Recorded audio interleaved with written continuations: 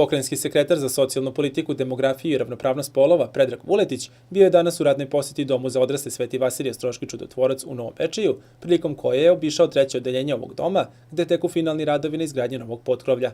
Prema rečima dr. Ljiljane Bognić, direktorke ove ustanove, poseta pokrajinskog sekretara dobar je znak da se može očekivati pomoć od strane resornog sekretarijata.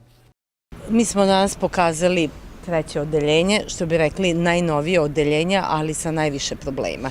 Znači, odeljenje koje je građeno 87. godine i otvoreno, ali totalno nefunkcionalno, koje smo morali jako puno da sređujemo, dograđujemo, zatvaramo prostore i o kojem smo pričali pre jedno mesec dana, o pretvaranju tavanskog prostora u potkrovlje.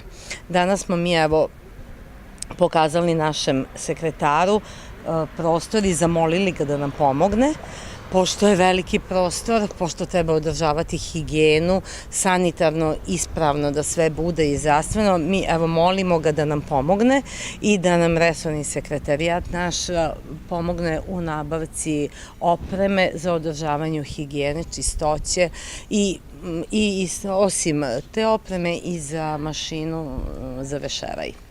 Završetak radova na novom potkrovlju, koji će rasteretiti postojeće sobe i obezbediti dnevne boravke i prostor za radnu terapiju korisnika, Ljiljana Bognić najavila je za kraj aprila, a svečano otvaranje zakazala za 12. maj, kada Dom za odrasle u Novom Bečeju bude proslavljao svoju slavu Svetog Vasilija Ostroškog.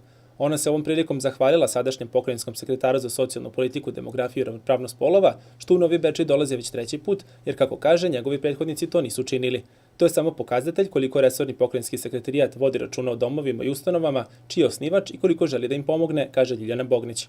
Dom za odrasle u Novom Bečeju je jedna od 27 ustanova socijalne zaštite u AP Vojvodini, čiji je osnivač pokrajinska vlada, kaže pokrajinski sekretar Predrag Vuletić. Ako možemo u najslobodnijoj formi da budemo potpuno precizni, da kažemo primer dobre prakse je upravo ustanova u Novom Bečeju. Pun kapacitet, non stop i pre svega možemo da kažemo i da izrazimo jednu zahvalnost i svakako dobru, pozitivnu i uvek iskrenu podršku od strane osnivača, od strane pokrajinskog sekretarijata, s obzirom da je u nepunih 2 godine, godinu i po dana novog mandata nove pokrajinske vlade, na čijem čelu je gospodin Igor Mirović. Ovo je moja čak, ili možemo da kažemo već treća poseta ovoj ustanovi. I to nije jedina ustanova koju često posećujemo, jer moramo u svakom momentu da opipamo, u svakom momentu da znamo potrebe svake pojedinačne ustanove i da na pravi način odgovorimo, s obzirom ne samo da smo osnivači, jer u biti svega toga jeste naša obaveza pre svega da tim ustanovama pomognemo, da pomognemo direktorima, zaposlenima, ali pre svega da u okviru unapređenja socijalne zaštite svedemo ne samo na osnovne standarde, nego da svakom korisniku ove i svih drugih ustanova pokažemo da država vodi računa o njima. Vuletić je ovom prilikom istakao da je pokrajinski sekretarijat Dom za odrasle u Novom Bečeju u proteklih godinu i po dana pomogao sa 7 miliona dinara.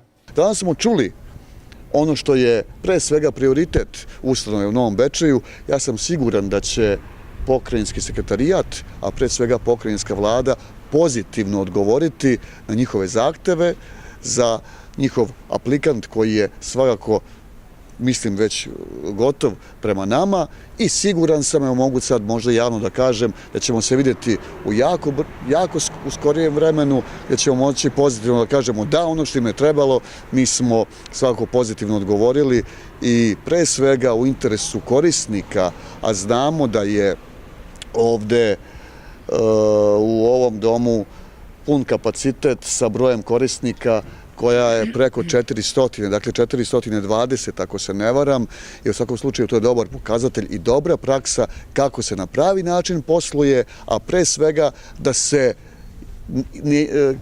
ne iskažu samo one finansijski aspekti, nego pre svega da se gleda sa ljudske strane, a to je nešto što je najpotrebnije svakom korisniku, a to je da se osjeća kao čovjek.